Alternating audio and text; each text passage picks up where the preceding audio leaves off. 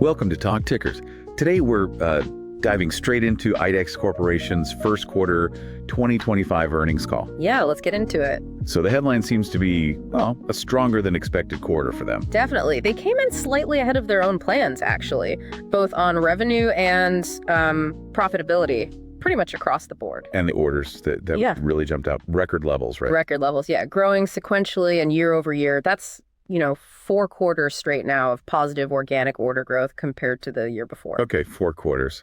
But didn't sales dip slightly? I thought I saw a small organic decline. You did, yeah. A 1% dip in organic sales. Mm-hmm. But that was mostly tough comparisons with last year in certain areas. The key thing is demand seemed resilient. Resilient enough for orders to go up. Exactly. Organic orders increased by 1% and their backlog, that went up by about $60 million. Okay, so pulling in more future business. And earnings per share. Adjusted EPS came in at $1.75. That was 10 cents higher than the top end of their own guidance range, so a solid beat there. 10 cents is pretty good. So overall, seems like a positive start to their year.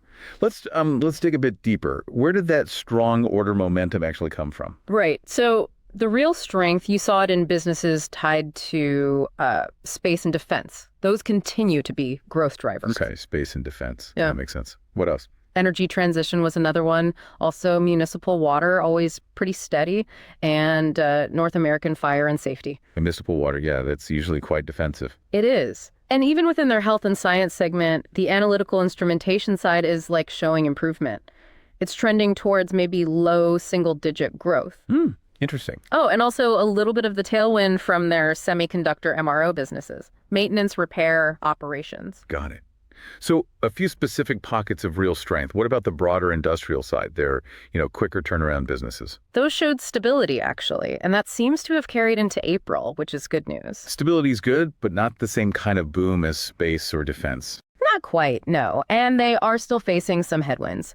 Agriculture and automotive, those remain challenging areas for them. Right. Plus, there's still this ongoing inventory adjustment happening with one of their big semiconductor wafer fab customers that's still playing out. So, yeah, a bit more of a mixed picture on the general industrial front then. Yeah, exactly. Now, it sounds like they're not just waiting to see what happens. I saw something about cost management. Being proactive. Absolutely. They're looking ahead. They see potential, customer caution. The whole geopolitical situation is still pretty fluid. Even though they haven't seen a big slowdown yet. Right. Even without seeing it bite yet, they've identified an additional $20 million in savings they can target for 2025. Additional, on top of what they already planned. Yeah. So that brings the total expected savings for this year up to $80 million. It's a pretty significant move. Shows they're trying to stay ahead of things. $80 million. Okay. That could definitely provide a bit of a cushion. Speaking of external pressures, what about tariffs? That's always a factor. Yeah. It is. And they're bracing for it. They put a number on it, anticipating about a $100 million annualized impact from tariffs. Wow. $100 million. How much of that hits this year? They figure about 2/3 of it, so maybe $65–70 million expected in 2025. And the plan, how do they deal with that? Their plan, as stated, is to fully offset it through incremental pricing actions, basically raise prices. Right. Always the tricky part, making those stick without hurting demand. We'll have to keep an eye on that one. Definitely. It's a balancing act. So beyond just managing costs and tariffs, what about the longer term picture? Where's the strategic focus for growth?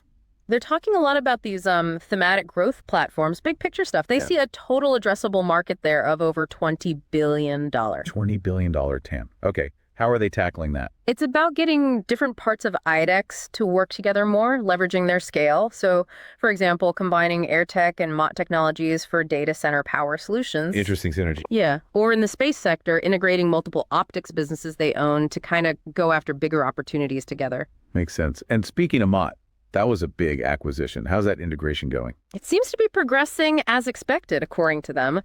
They highlighted a nice win, actually, a new $40 million multi-year deal. Oh, yeah. For what? It's for a wastewater filtration solution for a big U.S. dairy farm. So it shows Mott's technology finding new applications within the IDEX structure. $40 million. That's a decent contract. Yeah. Good proof point. So despite the tariffs, the sector headwinds, They seem pretty confident overall. They maintain their guidance for the year. They did. Full-year organic growth guidance is still 1 to 3%. And adjusted EPS, they kept the range at $8.10 to $8.45. So they believe they can absorb that tariff hit and still make those numbers. And that seems to be the message, yeah, based on their current assumptions about pricing and the strength in those key areas we talked about. Okay. And what about the immediate next quarter, Q2? What are they forecasting there? For Q2, they're looking at organic revenue growth of flat to 2%. So maybe a slight improvement or holding steady. And earnings. Adjusted EPS guidance for Q2 is $1.95 to $2.00. They also expect their EBITDA margin, that's operating profit, before some items they expect that to improve. Why the margin improvement? Partly higher volumes compared to Q1, hopefully, and also those cost-saving actions really starting to gain traction. Right. The $80 million plan kicking in.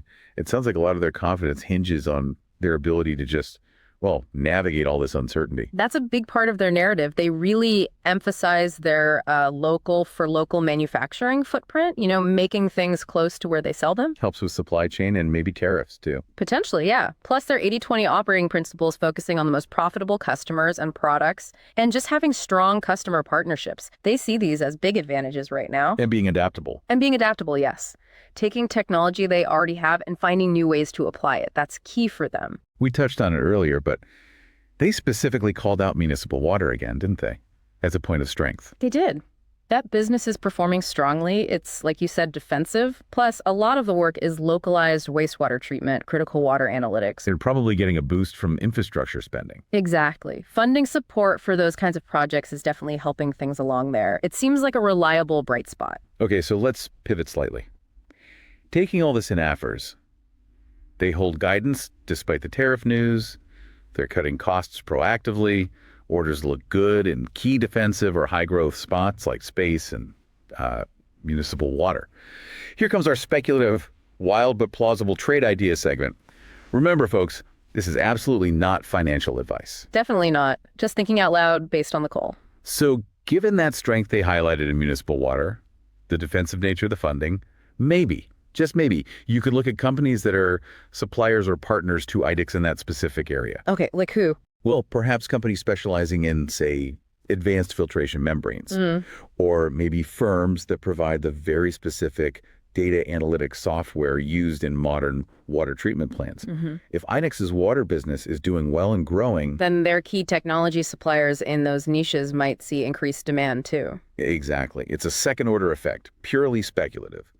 If IDEX successfully navigates everything and that water segment thrives, these specialized partners could potentially benefit. Plausible, but definitely requires digging much, much deeper. Absolutely. Do your own homework, your own research. This is just connecting some dots from today's discussion. Okay, well, that wraps up our deep dive into the IDEX Corporation Q1 2025 earnings call. We've tried to pull out the key insights for you. Yeah, hopefully giving you a clearer picture of what's going on there. What stood out most to you? And what about their long-term focus on those growth platforms, data centers, space? Where could that lead? Lots to think about. Indeed. This has been Talk Tickers. Helping you cut through the noise. Thanks for joining us.